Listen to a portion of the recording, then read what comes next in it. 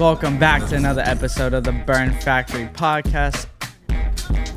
What's up, guys? Welcome back to another episode of the Burn Factory Podcast. I'm your host, Priest, joined by my co-host, my brother, the one and only Phoenix. Say what's up to the camera. What's up, y'all? This is called the Burn Factory for a reason. I was literally caught on fire. 50% chance to survive, but through that started this podcast because I believe every single person out there on this planet goes through a burn moment somewhere in their life. You heard Priest say a burn moment. So a burn moment is a really hard time in your life that you just have to fight and to get through to ultimately get you where you are today. And me and Priest believe that every single person on this earth go through burn moments that truly build them to who they are. But what an amazing guest we have today. Our guest has shown the pinnacle of never losing hope. He was a cage sport featherweight and lightweight champion. He was also the prime fighting featherweight champion and is now fighting in the UFC Featherweight division. So please give a warm welcome to Julian Erosa. Thank you so much. Thanks for having me on, guys. Welcome. Of course, so I hear you're an avid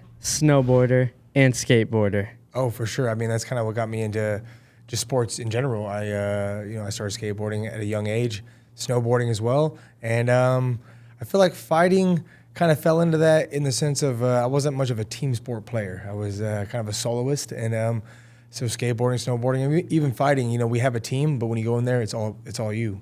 What age did you start learning snowboarding? I started skateboarding when I was like, I would say about 10 or 11, and then I transitioned into snowboarding a couple years after that. Okay. We just went snowboarding. We went up to Breckenridge, Colorado. Oh, it's beautiful up there. I've been there before. My one of my old friends was a electrician up there. Got us up there for about a week.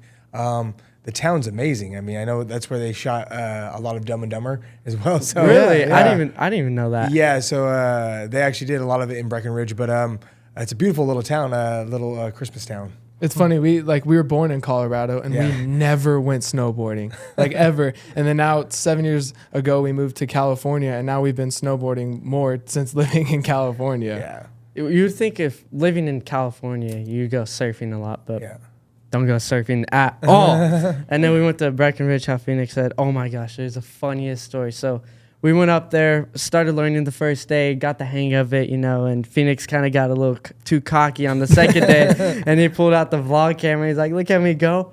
Completely catches his front edge, does a front flip, and just boom off the ice, and his glove goes sliding across, and the snowmobile girl, lifeguard or whatever she is, I don't even know, the ski mountain person comes over. She's like, oh my gosh, are you okay? Are you okay? And Phoenix is like, yeah, I think so. It was bad. It was a bad spill. Yeah, it can be a bit rough. I've been very lucky in my skateboarding, snowboarding, and fighting career that I haven't really gotten any injuries. I mean, superficial stuff like cuts. I've had stitches and stuff before, but never broken anything, never torn anything. So I've been very lucky in that sense. Wow. And not only with fighting, because fighting is, we protect each other as teammates and stuff, but when you're, the ground is unforgiving, I mean, the ice is hard. You can bust yourself on the ice, but also with skateboarding. That's why I kind of stopped skateboarding as much, because the concrete's unforgiving, and my career is based on my physical abilities. So I would hate to go skateboard and break my arm or break my leg and not be able to fight for a year because of it. So it can be unforgiving sometimes. When did you kind of stop skateboarding and snowboarding? I mean, I snowboard more than I skateboard, only because the snow is a bit softer than concrete. But I would say, skateboarding, I stopped doing as much as I used to do it probably about 5 or 6 years ago when I moved to Las Vegas. Plus, in Vegas, it's so hot here that it's like you can only skateboard in the summertime for 20, 30 minutes before you're basically dehydrated. So. Yeah, stepping off the plane. So we just came from Wyoming, and coming here, we landed at 9 p.m. and I was like, oh my God, it was still 100 degrees outside. Yeah. I could not live here. I don't think so. It's way too hot.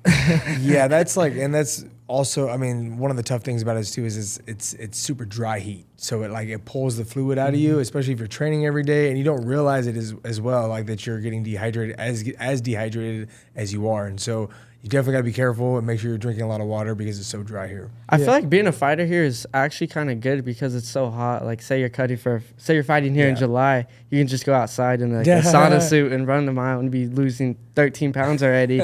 I feel like the biggest advantage of being a fighter in Las Vegas is the majority of the fights are here, whether you're talking about the Apex, the T-Mobile Arena, or anywhere here in Las Vegas, is because, you know, if you're training here, then it's always good to fight in the same atmosphere that you're training, because people that come to Vegas and they, you know, I trained with a lot of guys that come in here and they're like, have a hard time catching their wind because they're not used to the dry heat. And so when you're used to it and you can kind of push through it, then when you fight in Vegas, it helps out a lot. It kind of gives you a little bit of an advantage, almost like if you fight in Colorado where it's like the mile high city. And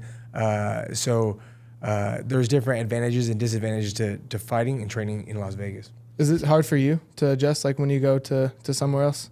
Not necessarily. When I did move to Vegas, the first week and a half, it was there was an adjustment period, and I definitely felt that. But since I've lived here for 6 years, I'm already accustomed to it and acclimated to it. So it's actually my advantage now. So every time I try to fight, I want to fight at the Apex or the T-Mobile Arena because I've been here for 6 years. Yeah. Where were you living before you moved here? Washington State. Oh, okay. Washington. And so you were born there, right? Yeah, I was born in Seattle and then lived the majority of my life in Yakima, which is kind of a small town east Washington. Are you a Seahawks fan then? Oh, yeah. I heard, okay, so we're Commanders fans. Yeah, we're Commanders fans over here. Sad team to be a fan for. That's where you really find the true fans is through the downs. You know, if your team's doing well, you know, it's easy to be a fan of those guys and it's easy to jump on the bandwagons. But where your team's not doing so well, then it really goes to show who's the real fan. Exactly. So, Julian, on this podcast, we do use the acronym BURN. So each letter is kind of a different time in your life. So starting with B stands for beginning. Okay. Take us back to your childhood. Were there some burn moments that you had to fight and overcome to get you to where you are today? For me, I was pretty lucky that I had a pretty good childhood. You know, my parents were, they both owned businesses and, they kind of, supplied me with whatever I wanted. Not necessarily with whatever I wanted, but they were very supportive of things I wanted to do. Like, they never really pushed me into doing like football at school or like school activities.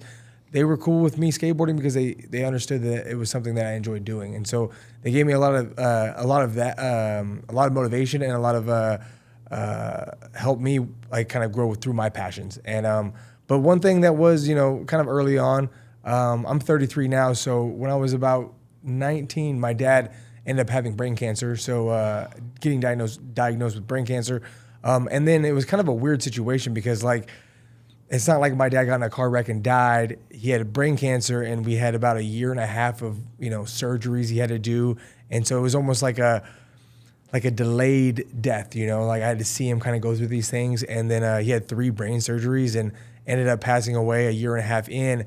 And my mom tried hiding most of that from us. It was tough though. I was an adult, so like it's hard for me or hard for her to hide it from us. And so that was kind of the weird situation. If my dad would have gotten in a car wreck and he would have died, it would have been tragic. But it just felt different because he had brain cancer and it was like an elongated period of time, which was just such a weird situation. But going through that really helped me understand that like there's nothing in life that can be that as hard as that, really. I mean, not necessarily for me, but like my mom and my dad having to go through that on their end. Like, if I go fight and I lose, I'm still gonna, I still have my life. I still have people who love me, and it's just a fight, Mm-hmm. So it really put that kind of stuff in perspective for me. But I would say that was probably the biggest, one of the biggest tough moments in my life growing up. So how did you kind of get through that? Was there something that you went to help bring peace to your mind? Yeah, for sure. I mean, I think we all have these outlets, right? Skateboarding, snowboarding. I was very avid skateboarder and snowboarder back then, so I just, preoccupied myself with doing that. And I was also training. So, like, just kind of keeping myself busy. And my mom kind of pushed us to do that as well. Like, instead of staying at home and seeing my dad, because my mom was kind of his caretaker for a little bit of time. So he was at home. And so we would see these things. And so she tried helping the situation by making us be as preoccupied as possible. And I knew what she was doing. And so like, you definitely are going to hold some of these feelings in, but, and try to distract yourself a little bit. But I think it was, it was good on her to push us to kind of preoccupy us during that time. How old were you whenever? I was 19 when my dad was diagnosed, and he passed away right before I turned 21. Oh, Yeah. I'm sorry for your Oh, loss. it's life, man.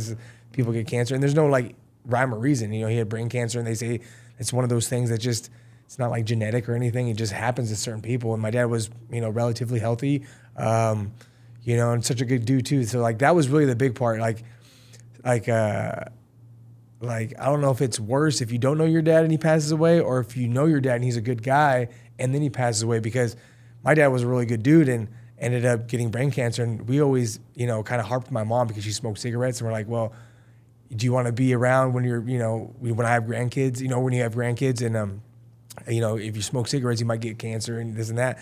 Years down the line, my dad gets cancer, and he didn't really smoke. He didn't really drink, just was an average, typical American. And he just, went to work and then came home, and he was a good dude. And it just goes to show like some of the best people can have horrible things happen to them, and vice versa. Yeah, cancer is one of the worst things. Like our grandmother, she passed away of pancreatic cancer, and it's just like comes out of nowhere. You're almost blindsided by it. Or even his situation, Priest's situation, catching on fire. Like I know a kid who was in a car, and the guy was driving pretty erratically. They get in a car accident, and his name is Martin, and he trains at Extreme Couture and also at 10th Planet, and he's burned like 90% of his body's burned too. Yeah, he like bad, and he's missing about this much of his hand, and he has to wear a patch over his eye because his eyesight's pretty messed up, or one of his eyes is kind of messed up, and it's just like those types of things can happen to the best of us, Yeah, this is actually leading us right into you and Burn. Unfortunate, like how you said, some of the most happiest people and so like loving can just get the worst side possible. And 100%. kind of like myself, I was just a normal kid and went to school one day. Teacher says she's gonna do a science experiment. And next thing you know, I was in the hospital for a week having 7 surgeries, fighting for my life.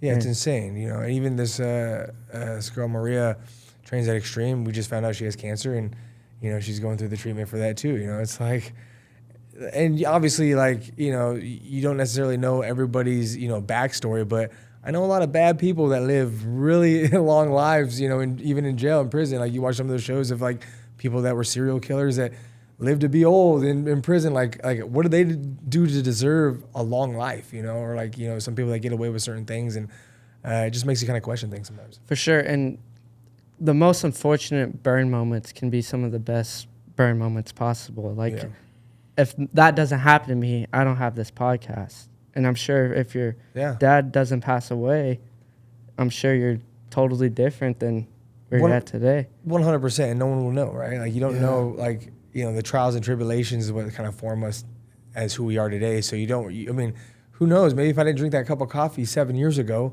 what if I'm not doing the same thing I'm doing now? It could be something as small as that, or it could be something big, right? So it could be a combination of different things and a lot of variables. Yeah, I would say being a bystander to all that stuff is really tough. Like for me, I remember getting the call from my dad that he had been burned, and I was first week of summer. I was so happy, like out of school, and I was golfing with my buddies on a golf course. And I get the call, and my dad's like, "Hey, your brother's been burned. Like, we're going to the hospital right now." And I was like, "Oh, maybe he was messing with a hot glue gun and he burned his finger or something to that." And he's like, "No, like they might fight for life him right now. Like it was that serious." And I'll never forget. Like, didn't even say anything. I hung up the phone. I turned to the woods and I took my golf club and I hit the ball so hard. Yeah. And ironically, it was like the best shot of the entire day. But it was kind of back to that. It's like, why him? Like he was 12 years old. Like that's my brother. Yeah. Like there's a different type of love and connection that we have. And then you start thinking like, well, why couldn't it have been me? Like I was older at the time. Why couldn't it have been me? And so for you, I know you hinted on like your dad passing away, but were there any other unfortunate times in your life that you had to go through? Honestly, I gotta say I was pretty lucky in the grand scheme of it all, and I'm pretty easygoing and like I'm pretty optimistic, and even when my dad was sick, it was like one of those things that I kind of just informed myself that this is life. These are things that happen in life, and you can make the best of it or you can make the worst of it, and a good example of that as well is my brother who was an alcoholic, and he was clean and sober while this was happening to my dad, and he could have gone two ways. He could have went down the rabbit hole and been drinking and maybe became a drug addict or whatever the situation is, or he could have turned his life into a positive situation, and that's what he's done. So and it's same with me. I wasn't an alcoholic, but I could have done the same thing. I could have went down the rabbit hole of doing bad things and just kind of given up on life, because when you see something like that happen, you start to question life and the intentions behind it and like what's happening to you and all the stuff that's going on. And so like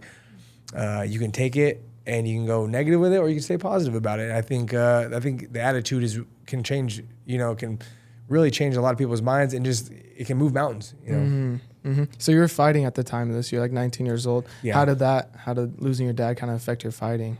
Well, me and him started watching the WC because it was free at the time. I'm going way back. I'm 15, 16 years ago. Back when the UFC had like one pay-per-view every like 6 months or something. We used to watch the WC because it was free, and we weren't huge fans of it at the time, but we kind of got into it together watching it. And he's like, well, hey, you're kind of built like that Donald Cerrone guy. Maybe you should try some of this stuff. And I was like, well, maybe I will. And actually I had I think it was 5 amateur fights when my dad got sick. And actually even before he got sick, it was probably only like 2 amateur fights I had when he got sick. But right when he passed, I actually had a fight scheduled literally the weekend afterwards. I think he passed away. Can't remember exactly what day it was, but I think it was on like a Sunday, Saturday or Sunday.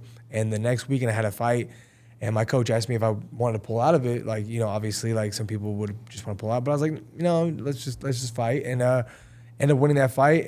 But it was one of those things that it gave me even more of a hunger and a push to go win that fight, because he's the one who introduced me to fighting. And so, well, not necessarily introduced me, but we watched it together and we kind of bonded over that. So I didn't want to, there was, it's kind of the attitude, right? Like I could just like kind of, feel sorry for myself, feel sorry for my family, and not chase those things down. But I feel like if you can use those things for motivation, it's better than using it as something negative. I agree. It's kind of like what we were talking about before. Like some fighters do pull out of fights with little things, but the fact that you like stood in there and went through like one of the most tragic things in your entire life is amazing to see. So well, I also feel like it was a little bit of that preoccupying myself. Like a way to get some aggression out. Yeah. And it's so funny because my mom used to harp on me for getting into fights before I started fighting. I'd gotten into some just some scuffles at the skate park and just small town stuff, and then she used to harp on me and get me in trouble for doing that kind of stuff. And now that I fight people, she's like rooting for me to beat somebody up. So it's funny how that table kind of turns, But yeah, she was there, watching me fight that night. And so I think it gave her it was kind of a way to preoccupy not only myself, but my whole family. What made you want to get into professional fighting? Well, I'd been fighting as an amateur for about a year and a half, had 10 amateur fights, and was doing pretty well. And the coach at the time, Rich Guerin, he was promoting and matchmaking for the Emerald Queen show, Cage Sport. And he's like, well, there's a handful of professional guys I know you could beat, like at the professional level. He's like, do you want to fight professionally? And I was like, all right. He's like, you'll get paid. And I'm like, I'm doing it for free now, actually paying money for tickets for my family to come watch me fight. So I was like, yeah, let's do it. And then, it kind of just snowballed. It was a hobby, and it still is a hobby. And I feel like you can't stray from that, because once you start doing it for the wrong reasons, then it can, be more of a chore than it is a hobby. And that's why I got into fighting, is because I love to fight. And if I stop loving to fight, I don't think I'm going to want to do it anymore. Agreed. So then you turn professional, and then you go on to the Ultimate Fighter show. Yep. So kind of talk about what that being on that show was and what it did for your career. Yeah, I was 14-2 going into the Ultimate Fighter, and it was Conor and Uriah Faber, and so it was just like I was so young, naive, and just kind of ignorant to it all, and that's kind of what helped me through that whole experience, because I was just I was just having a good time, and I didn't know anything about the competitors.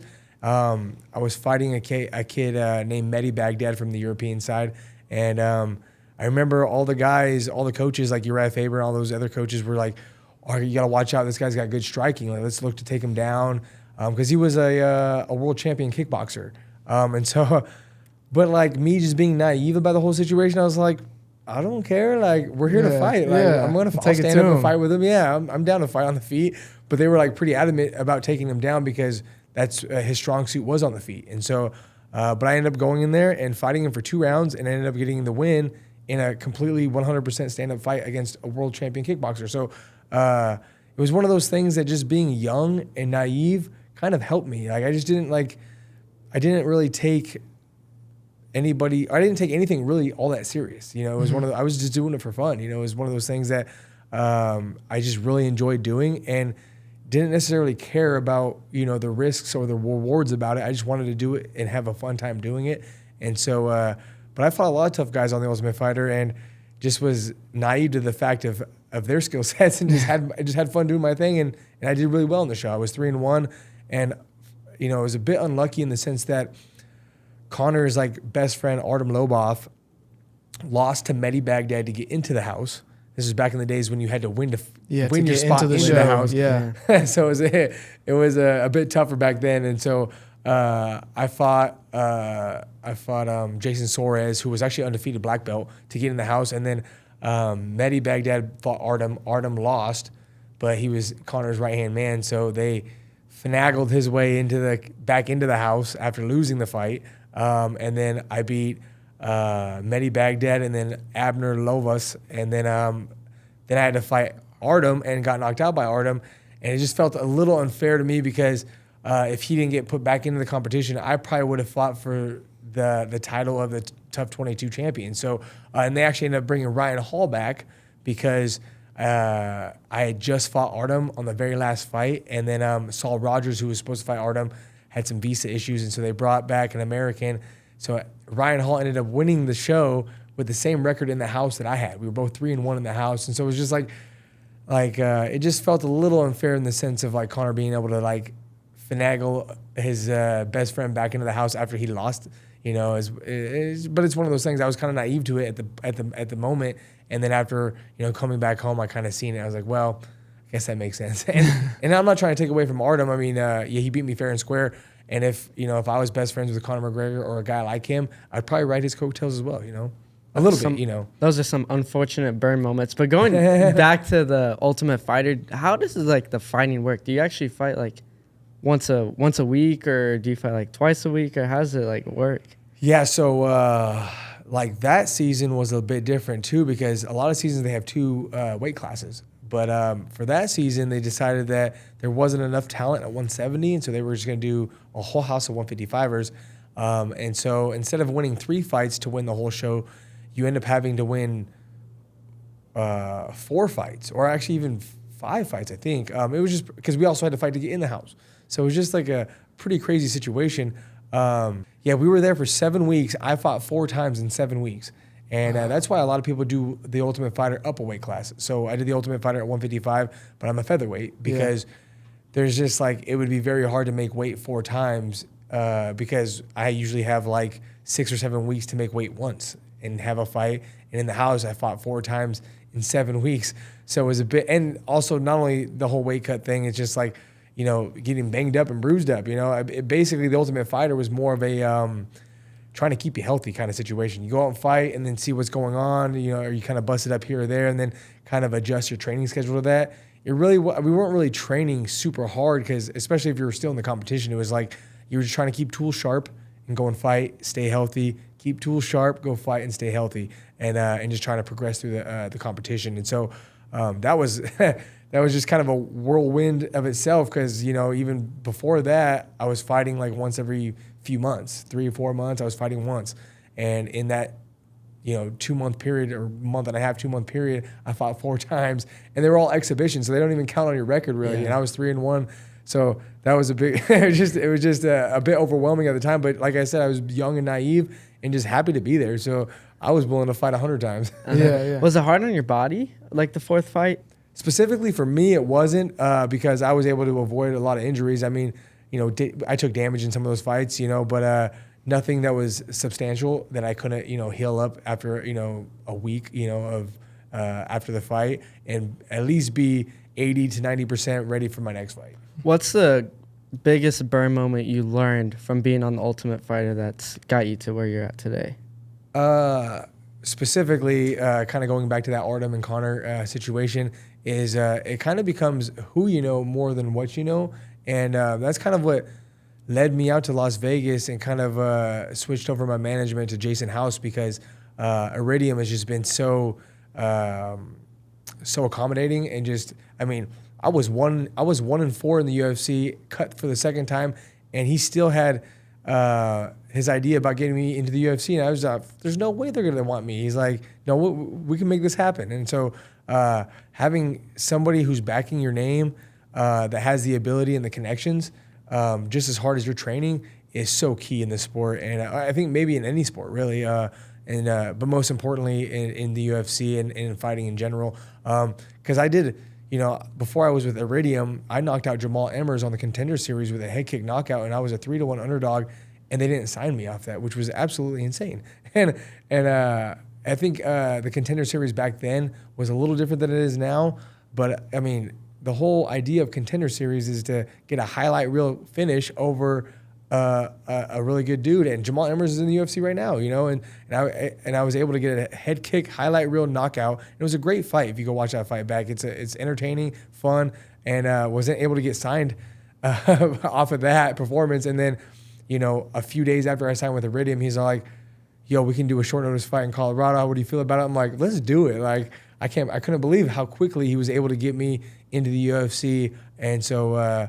From the Ultimate Fighter, I really learned that it's not necessarily what you know, but who you know. Mm-hmm. How hard was that to fathom, like getting a nice knockout on Dana White's Contender Series? Like, how mentally challenging was that for you? Yeah, it was tough, man. I knocked him out, and obviously you have the high. My whole family's there watching it, and it's like it's such an intimate setting, because it was at the old Ultimate Fighter gym. So it's like, I mean, it's kind of like the Apex in a sense as well, that it's very intimate like that, and there's nobody there but the fighters' families, Dana, some of the other UFC people as well, and then your coaches. And so after you get a win like that, it's just an unreal feeling. I mean, obviously, fighting in front of Dana White as well and getting a win like that in front of him is just, the highest of highs in this sport. And so, man, I felt so good about it. Went in the bag, changed my stuff, came back out, and was talking to friends and family, and I was just like, "Oh, that's a shoo-in. There's no way he can't."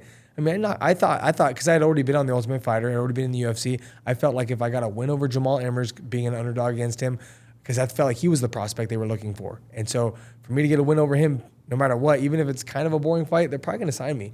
And that's kind of how it is now in the Contender Series. They line guys up that are kind of prospects, and if they get the win, they usually get signed. And so that's how I felt about it back then. And then not only that, I got the knockout, so it really kind of was just the best it probably could have happened for me. I couldn't have really, imagined it better than it happened. And actually, we had a really fun first round, and he dropped me at the end of the first round. And then for me to come back and knock him out the way I did was just, it was the best way I could have drawn it up. And then to be sitting there and they're like calling people for the contracts, and Dana White said he wasn't going to sign me, but that to keep doing what I'm doing. I was just like, man, doing what I'm doing. I had like 7 fights outside the UFC in between those stints, and I was like, what else do you want me to be doing? This is like what I should be doing. I'm here on the Contender Series to prove myself again, and I've proved myself. But it's it's one of those things that just kind of gives you that underdog feeling and makes you want to work harder and showcase and just show everybody up again. And so it sucks in a sense, but I feel like if everything's handed to you, it can take away that hunger from you, and so. It was more of a positive underlining. Yeah, it made you more hungrier. Yeah. What year was this? I would say like maybe 2019. Okay. Yeah, it was before the pandemic for sure. Man, I don't even know what season it was of the Contender Series. Yeah. But one thing that I did also learn too was part of that whole Artem and Connor thing about who you know a little bit is Shevchenko's sister, Antonina Shevchenko, was the main event on our Contender Series. She had a short notice replacement fight against this other girl who was a 9-1 underdog against Shevchenko, and Shevchenko ended up TKOing her kind of on the elbows, like one of those like not like crazy TKOs, but it was just kind of like the girl wasn't fighting back, so they stopped the fight. But since the Shevchenko sisters would be the first sisters in the UFC, she obviously got signed off that. And then for them to surpass me it just showed me that it's a little bit about who you know. And then even the heavyweight after me, I can't remember the guy's name.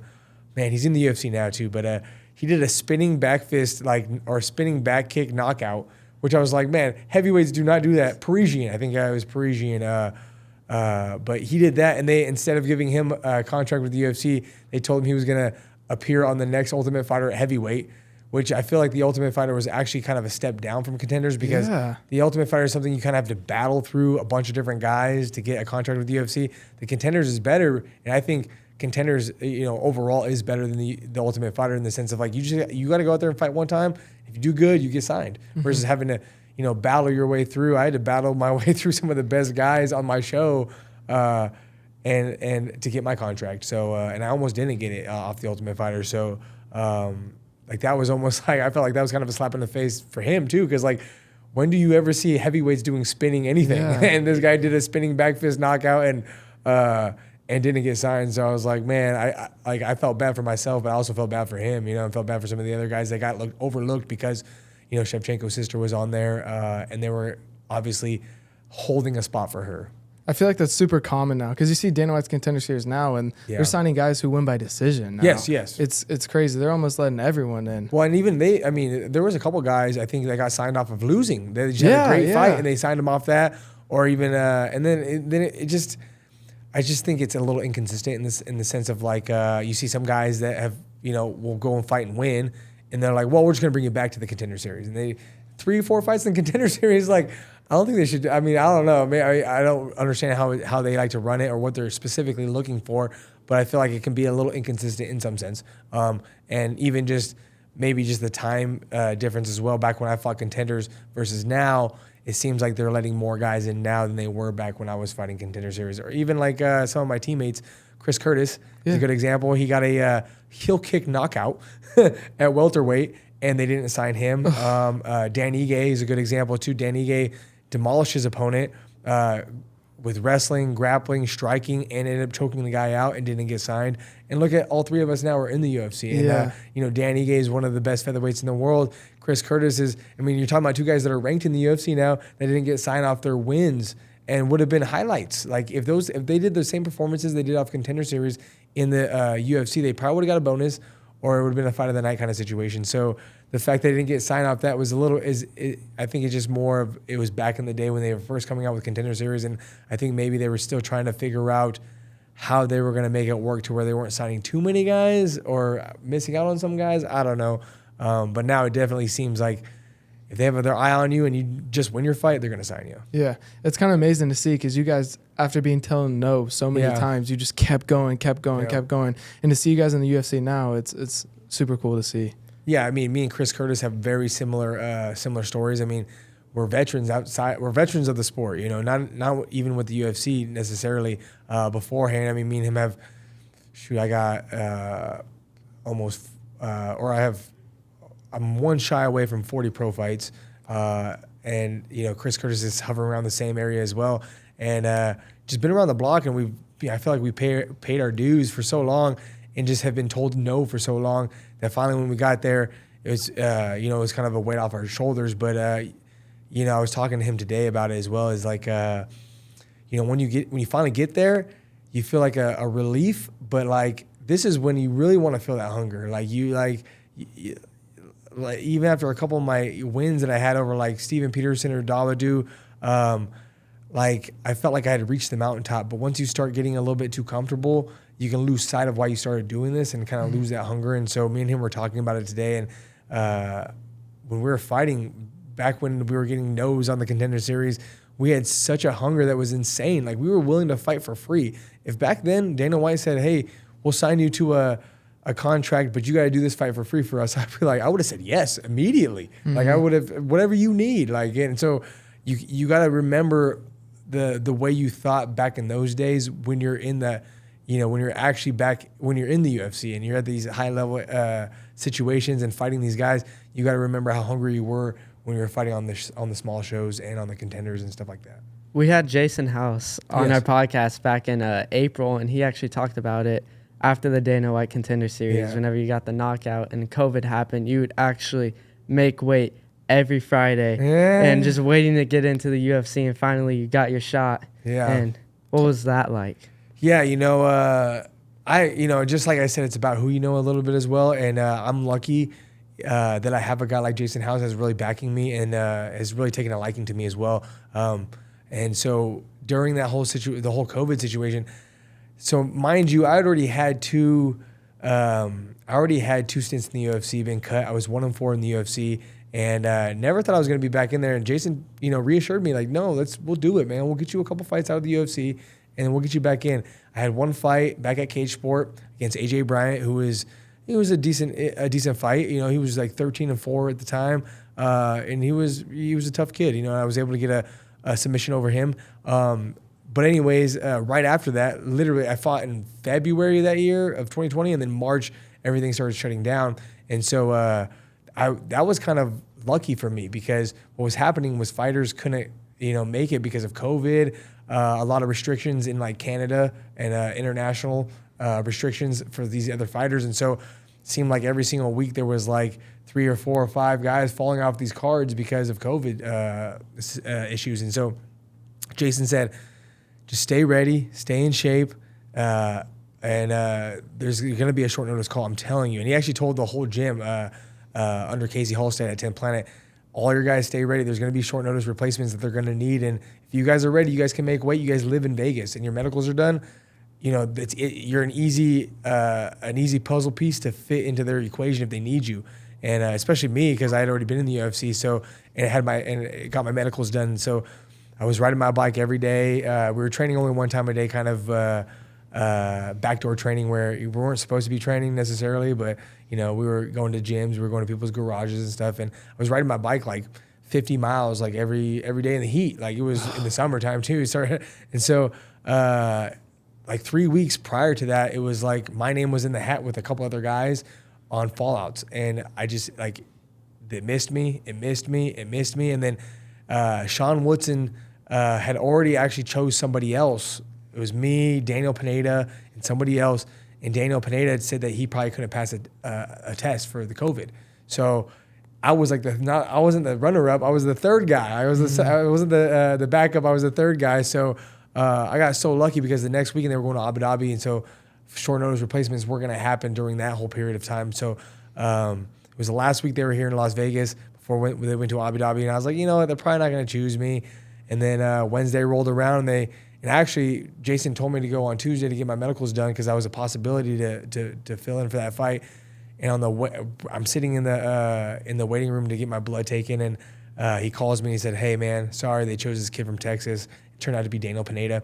So I end up driving back home, and he's all like, he calls me back and he's like, "Hey man, just make sure you get your medicals done." He's like, something will pop up. And then the next day, I still got my medicals done. The next day he said, "You're in, brother." He's like, Daniel Pineda couldn't pass couldn't pass a COVID test, so you're in. And luckily enough, I was kind of water loading every week. Wasn't making weight every week, but I was making myself ready to be able to make weight if I needed to. And it's tough, man. I'm a big featherweight, and so I was able to kind of I was doing my water loading and doing kind of the stuff that I do during the week of fight week, almost every single week, and we ended up doing a catch weight at 150, and actually made it as low as 148.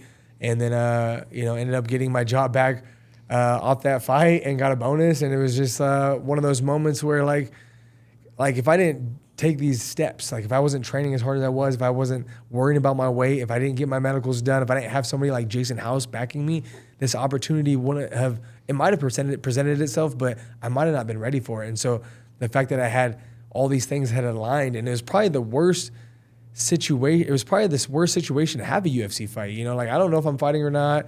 My weight's kind of maybe going to be there or not. And then the training was kind of hit or miss because we didn't COVID. We didn't know what was going on. It was like almost like a summer party for adults at the time. So we were more worried about how we're going to pay our bills because we didn't. My wife was kind of getting laid off, and so I wasn't necessarily worried about getting a fight. I didn't think I was going to have an opportunity to get a fight. And so having someone like Jason House in my ear telling me, "Stay ready, it'll happen," that's really what kind of drove me to just work my ass off and stay ready for that fight. And off that fight, I got my job back with the UFC, and it's been, it's been such a roller coaster. And that was like the fight for sure that like embodied my style the most, like, and not even my style, but my whole story. Like, just like going through adversity, like I might have been down 2 rounds leading into that fight, or leading into that 3rd round, and he drops me in the 3rd round, and I end up having to drag him down and choke him out, and just kind of show the grit. And I think that's kind of just embodies my whole fighting style and my whole fight career. Yeah, that fight really showed who you are. But how did you not lose faith during that time when you're continuous being like, oh, okay, you might fight. Oh, nope, sorry. And then you go to the next week, then the next week, then the next week. Well, yeah, it's interesting that you say that, because the weekend before that, Camacho, I don't know if that's his first name or his last name, but Camacho had a fight that fell out for him, and Justin James, that trains at Extreme, he ended up filling in for him super short notice, like I did with Sean Woodson the next weekend, and ended up getting a knockout and in like 30 seconds, and got a bonus. And I was one of the names in the hats for that fight too. So it was like me, Justin James, and I think a couple other guys that was in the drawing to take that fight on short notice. And watching that happen for him that weekend, I was just like, God, man, that could have been me. Yeah. And literally it happened to me the next weekend. So like, it's you kind of just, I don't know. I think it's just about being optimistic. Like, I've always been very optimistic, and it's hard not to be envious of other guys, but you can't make your feelings out to be what's happening to other people, because if you do that, you can drive yourself crazy. Like, if I get happy or sad when some people get shots and some people don't get shots, then it's like, that's a waste of energy in my mind. So you got to be happy for people and just hope that it happens to you, and be able to capitalize on those opportunities. So I just wanted to make the most of any opportunity. And so I knew if I just stayed on top of my training, kept my weight down, that if the opportunity presented itself, I'd be ready. And if it didn't happen. It's one of those things. I had the Contender Series said no to me, lost 3 UFC fights and got cut for the 2nd time. So I'd already been through adversity. So it was like, that was nothing new to me. Especially in the sport and in the UFC. So I was like, if it happens, it happens. I'll make the most of it. If it doesn't, I've had worse things happen to me. So I think the key thing is just always keeping a positive mindset and a positive outlook, and being like, okay, I wasn't supposed to fight in this fight. And then obviously the perfect fight aroused for you to be sitting here today. 100%. Camacho is not the ideal matchup for me. I mean, he's a heavy hitting, kind of a knock you out kind of guy, like in the early goings of a fight. And if I would have maybe dragged that fight out, I could have had some success.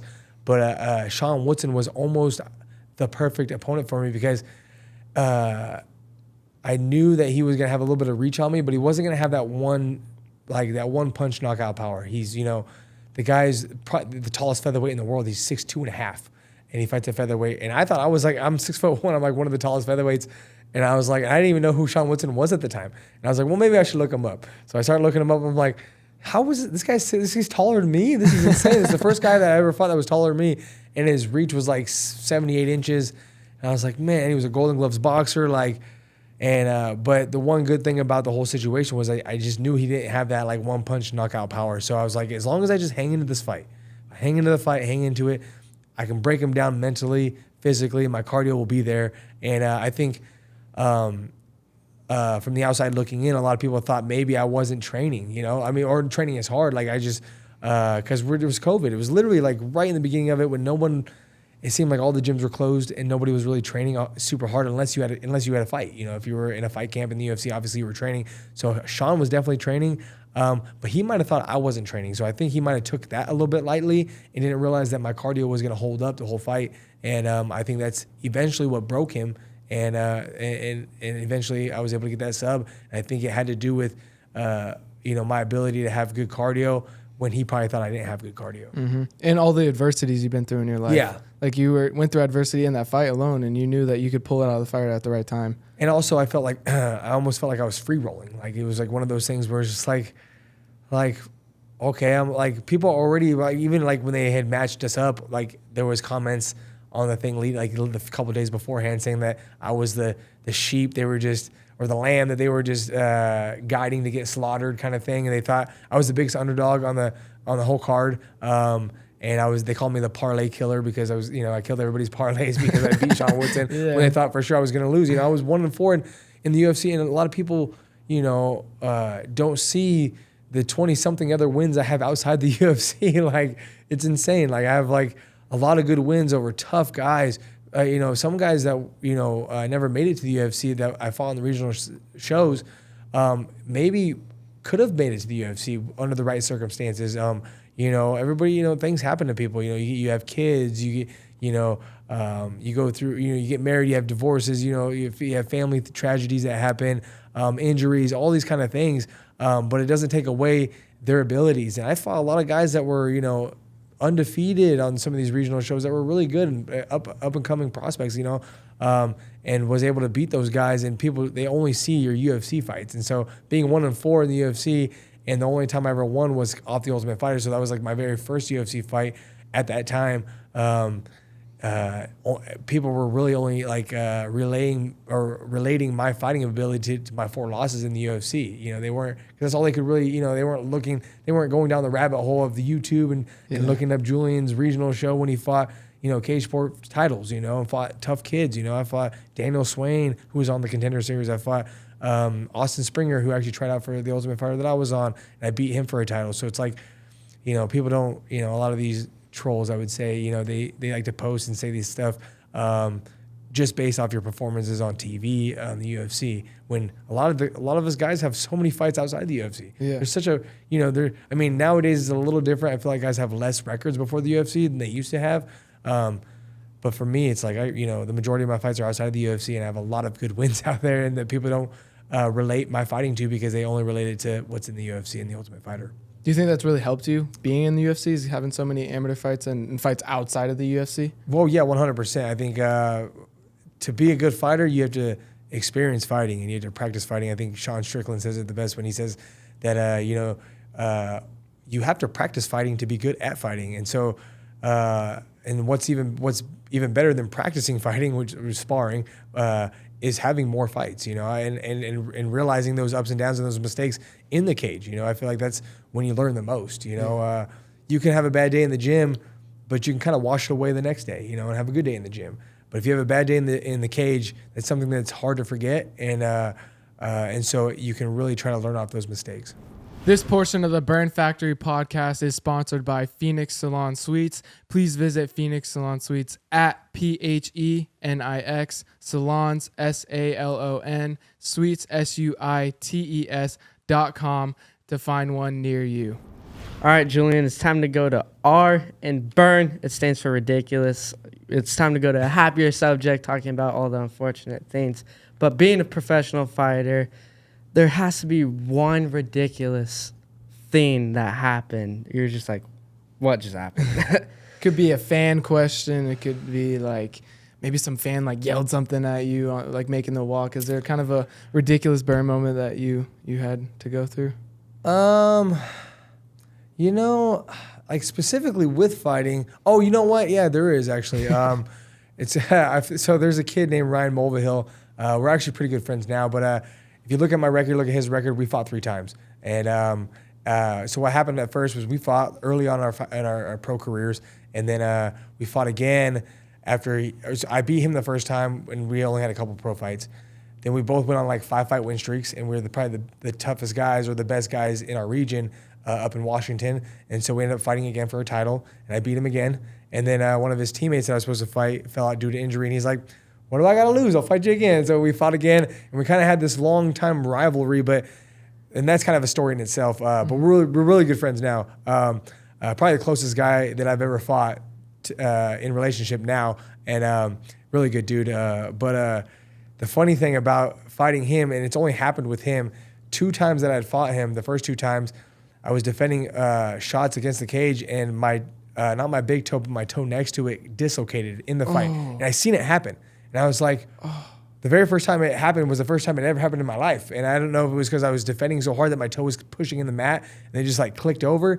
But I looked down at my toe and I was like, what the heck? And he takes me down because I was kind of like sidetracked, obviously. And I'm on the ground. I'm like, he was in my guard. I'm like, what the hell's going on? So I reach down, I grab it, I click it back in, and I'm like, all right, well, I guess it's fine. And then after that fight, it was definitely swollen, and it never happened again until I fought him again for the title.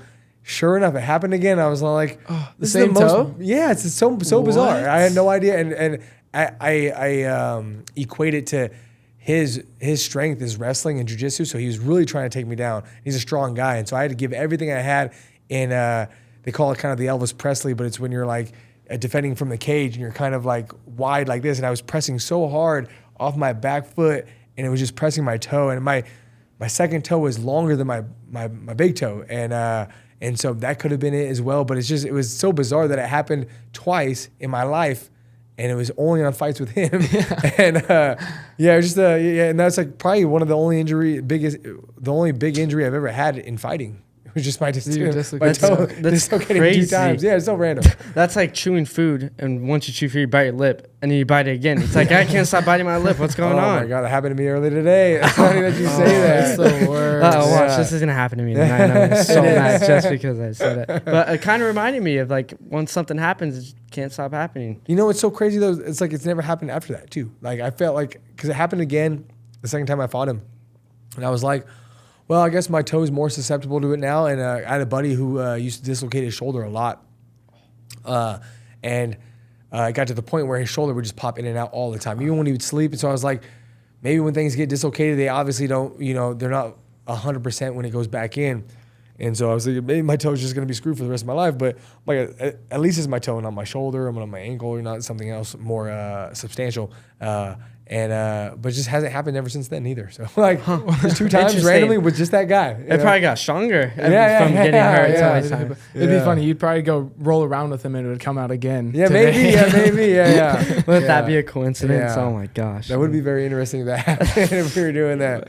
But so is that the only ridiculous thing you've kind of gone through in your career? I mean, there's a lot. I mean, from being on the Ultimate Fighter show, me and Chris Gritzmacher almost kind of had a little scuffle on there inside the house because we drank a little bit too much and we're kind of joking around.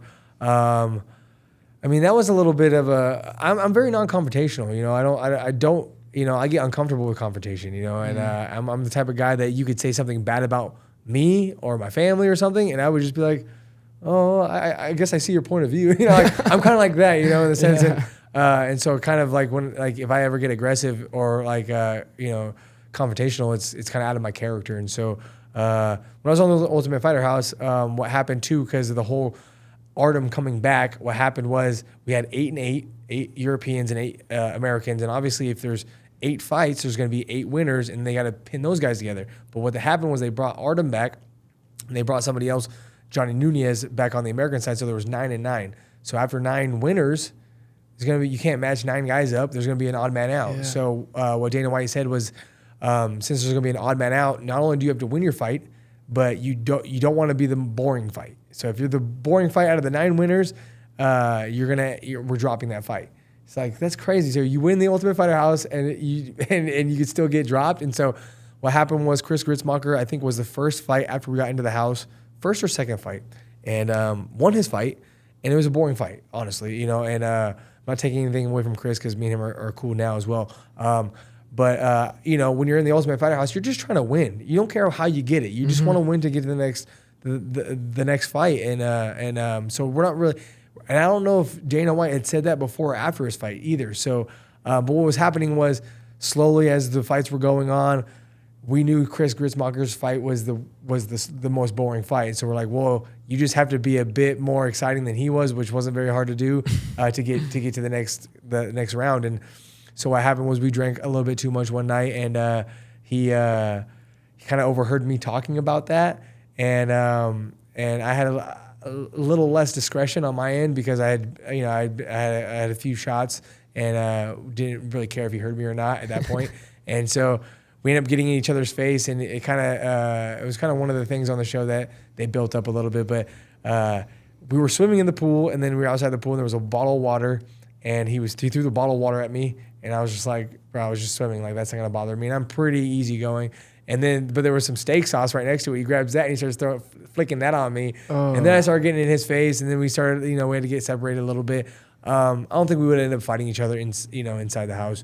because we knew the ramifications of that, or if you get in the fight in the house, you might get kicked out of the house and lose your opportunity. So I think we were just kind of gonna talk shit to each other, and it was gonna get kind of pushed aside. And but that was one of those things that was just like, I just felt so out of nature because I'm not like that, I and he was on my team too, like so there was no reason for me to like pick a fight with him anyways. I was kind of just saying the truth. And honestly, what happened was after the 9 fights, his fight got dropped because it was the most boring fight. So it wasn't, I wasn't necessarily making stuff up to cause a situation. It was something that was going to happen, and we all knew it. And I was just the one who said it out loud, and I was a little inebriated. So it kind of made it easier for me to do that when I normally probably wouldn't have done that. So that's one of those times where, like I said, I haven't really watched much of The Ultimate Fighter that I was on because I hate seeing those kind of things that kind of contradict who I am. Was it weird arguing with the cameras right there? Well, it got to the point where, obviously right out the gate, the cameras are weird, right? So like there's always cameras in people's faces. And I even seen people, like the camera guys would come in and guys would wake up on their bunk bed and look over and the camera's in their face. And I'm like, that's a bit weird. But after, a couple of weeks, and not even that, it only took a couple of days for me to get kind of accustomed to it. You're supposed to act like the cameras are right there. Like they're I think, what do they call it? The third wall or whatever. Mm-hmm. I can't remember how they call it, whatever it is. But you're supposed to act like they're not around. And so, so after like a week, everybody was pretty accustomed to it. And so like, even arguing with Chris, I wasn't even thinking about the cameras. I was actually just thinking about just kind of what was going on then. And I was actually thinking about like kind of because the European guys were sitting outside and they started like seeing like, what's going on here. So I was more worried about like other guys getting kind of like on edge because of it. I really wasn't even thinking about the cameras. Mm-hmm. I feel like there's a lot of times like that in The Ultimate Fighter where you just are in the zone and you forget that the cameras are even there. Yeah, it's one of those things that you get used to it because it's 24/7. So it's not like here and right now where like I haven't had a camera on me and then I'm here with the camera. Yeah. Because I was getting a little nervous. I'm like, man, this is just being in here. I was getting a little nervous, but on the Ultimate Fighter House, the very first the first couple of days, you are nervous about that kind of stuff. And you're like, I don't want to say the wrong thing. There's cameras freaking everywhere. You don't want to do the wrong thing and get caught doing something you're not supposed to be doing. And then after a couple of days, you just forget about them and you're just like, it's just normal, and if they would come in and out, it would have been different, but they were there literally 24/7. Like, and so it just became something, it was something you got accustomed to and it became natural. Yeah. All right, Julian, it's time to move on to N. R was amazing. That's kind of so funny that your toe kept popping out with the same guy in 2 different fights, but N stands for now and next. So it's kind of 2 parts. Yeah. So are there any burn moments you're going through right now in your life? And are there any burn moments that you foresee coming up in the future? Oh, man. I mean, for sure right now, I have 2 losses. My last 2 fights were losses in the UFC. And so once you start, kind of, tippy-toeing that line of, losing fights and you don't know when you could get cut. With the UFC, it's like one of those things that you just don't know when your time is up. Like they could call me tomorrow, and release me. So I'm just, I'm happy to be still in the UFC and, I'm hoping to get a fight soon. But it sucks to lose 2 fights in a row. My last fight was a little controversial. Fernando Padilla, I don't want to take anything away from him because he's a great fighter by all means, but I think Chris Taioni ended that fight a little quick. I think what happened was since he had dropped me the first time, Chris Taioni was already willing to stop the fight if I got dropped again. And so when he hit me again, I dropped to a knee and popped back up. He already had it in his mind that he was stopping the fight if that happened again. And then he, I think, even realized himself that I was okay, that he could have let the fight go a little bit longer. At least, I mean, I was kind of running off. And there's been other fights where I thought maybe it was a little soon, and I rewatched the fight, and I was like, nah, he stopped it. I'm glad he stopped it. And then, but with that fight, that's something that like eats at me a little bit because that was a fight that because I feel like that's happened to me a lot. Like Sean Woodson dropped me in that fight that I won. Charles Jourdain dropped me in that fight that I won.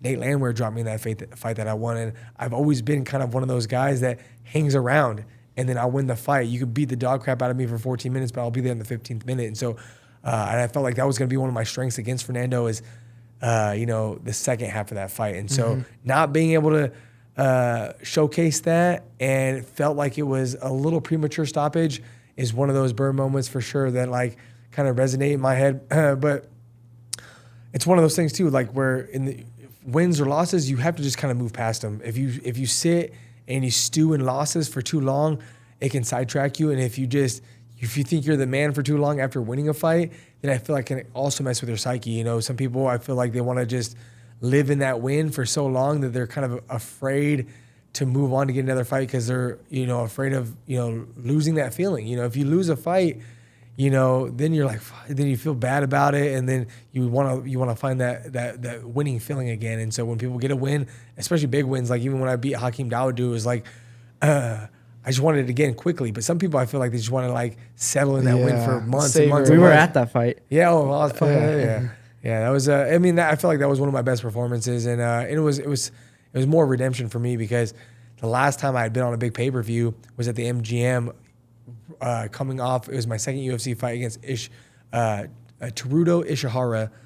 He was fighting at Team Alpha Male, and ended up getting knocked out in front of everybody.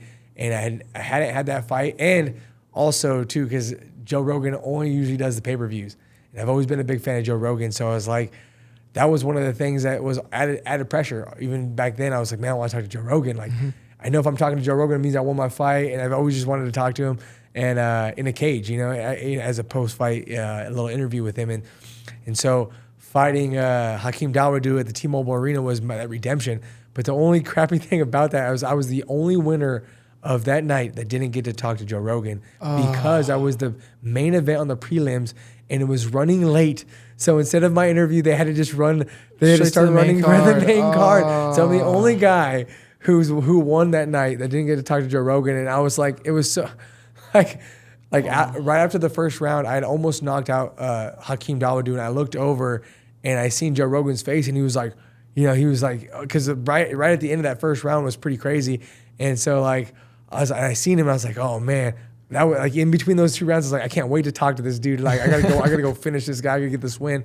And things had been obviously working out well for me in that first round, so I was like, just keep focused. You'll be able to talk to Joe Rogan, and then after winning the fight, the lights kind of dimmed, and I was all like, yo, where's Joe at? And like I don't know if it was a commission guy or one of the UFC worker dudes, he's like, oh man, we ran out of time, bro. You have to go. And it's pointing me off stage, and I was like, man, like that was so disheartening for me because I'd fought a bunch in the UFC, even before that, but it was all Apex stuff. So like literally the majority of my fights are the ones that I'd done well in, the 5 or the other 4 wins that I had were at the Apex. And Joe Rogan doesn't really do the Apex fights or doesn't commentate them and do the interviews. And so I was so excited to redeem myself on a pay-per-view card. And one of the biggest ones, and one of the biggest like debacles too, like with the whole main event, like switching around, it was like with Nate Diaz, Tony Ferguson, and D-Rod, and all the other guys that had to get switched around. Like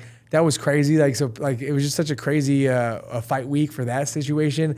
And then I was just so focused on redeeming myself on a pay-per-view card, and I was able to do that against, a guy who was top 15 at one point, and but not getting to talk to Joe Rogan was disheartening, to say the least. 2 questions. Did you see the fight break out backstage before the press conference? I didn't. No, you didn't? No. Oh, okay. I wasn't at the press conference. Oh, is it just all the main card guys, I guess? I think so. Yeah. I think the press conference was just the main guys. I was at the ceremonial weigh-ins, but not at the press conference. Yeah.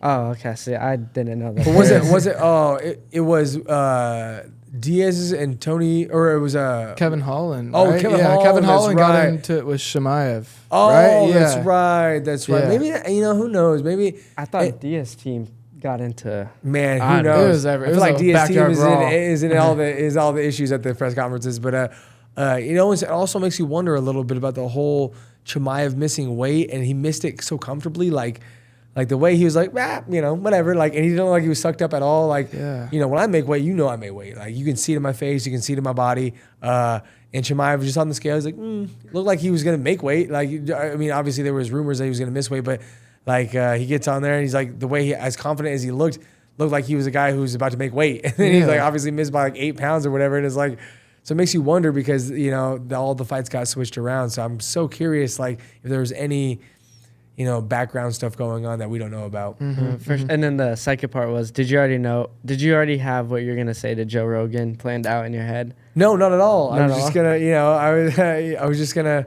you know, I was just excited to talk to him. You know, he's just one of those guys, you know, that I've listened to for a long time. I remember watching him on Fear Factor, you know, and you know, me and my wife listen to his podcast anytime we go on road trips, and you know, I've been a big fan of his, and you know, I agree with a lot of stuff he agrees with too, and he's just kind of a man's man, you know, a little bit as well too. So like, and obviously he's such a huge fan of MMA, and it's like, and it could be any fan. I always want to perform in front of fans, and so I just wanted to impress him, you know. And I know that he was probably impressed with that fight, but I just wanted to talk to him afterwards about it because I knew he would have been like, that was an impressive showing, like, and just like talk to me about it. And you know, I never really have anything in mind about what I want to say after a fight because you never know if that's going to happen. You know, you want to be optimistic about it, but I feel like when you think about those kind of things, you can give your hopes up a little bit. So like, you know, I was so focused on beating Dawodu, but I was, you know, I had a lot of things riding on it, including that. You know, and that was something small. You know, obviously I want to win my fight for my career. I want to win my fight, you know, for my paycheck. I want to win my fight for a lot of different things. But, you know, there's some small things in there, like talking to Joe Rogan after your fight. Like, that's a cool thing to do. You know, whoever gets to talk to Joe Rogan on a regular, you know, not on a regular basis, but anytime in their life, you know. So I know he's got a bunch of fans. So like, to have the ability to do that was something I was looking forward to. And, you know, hopefully maybe I'll get to do it some other time down the road. But I was happy with the performance regardless. And you know, I took it for what it was. Congrats on that win, too. All right, Julian, thank you so much. You just spelt burn in your life. Thank you so much for coming on the podcast. So tell the audience where they can find you, Instagram, your social medias. Tell them where they can find you. Yeah, obviously, if you want to reach out to me, my Instagram is the best way to reach out to me, Julian_Erosa. I had a previous Instagram that got hacked, and so they stole my blue check mark. But my new Instagram, which I've had for a while now, is Julian_Erosa. And I'm pretty good at responding back to people on my Instagram. I don't really use my Facebook as much. I have them connected to where everything I post on Instagram goes to my Facebook. But if you really want to reach out to me, it's my Instagram. And I also want to take this time to thank you guys for having me on the Burn Factory. And also, I always got to shout out my management and Jason House and Iridium and all the guys over there, because I feel like without them, I don't think I'd be in the UFC right now. So obviously a shout out to those guys, and a shout out to everybody that's watching this as well. Thank you, of course, for coming on, too. We can't thank you enough. But as a gift for coming on the show, you will be getting the Black Label Edition Burn Factory hoodie, where only guests get these. Oh, nice. Only guests. So there you go. Thank you so much, man. Of I'll support course. this with the utmost confidence. Oh, thank you. We appreciate Truly it. This thing is appreciate awesome, it. man. I really appreciate you guys. Awesome. Cool. So that's going to do it from this episode of the Burn Factory podcast. Like always, like, comment, and share. And please visit my foundation at thepriestjamesfoundation.org. Again, thepriestjamesfoundation.org to understand why this is called the Burn Factory. See you guys for the next episode. All right, guys, we're here with Julian Erosa, who just spelled burn in his life, and now he is the Burn Factory podcast champion. That's the first of many more belts coming his way, that's for sure. But thank you so much for coming on, Julian. You have fun? You Yes, enjoy of it? course, man. I appreciate you guys and your hospitality, and I really appreciate the questions you guys asked. Awesome. No, we appreciate you coming on course. and sharing your story. You're an inspiration to us, and you're definitely an inspiration to a lot of people out Awesome. there. Thank so you thank guys. you so much for I coming. appreciate you guys. Thank you. Awesome. Thank you. Thank you.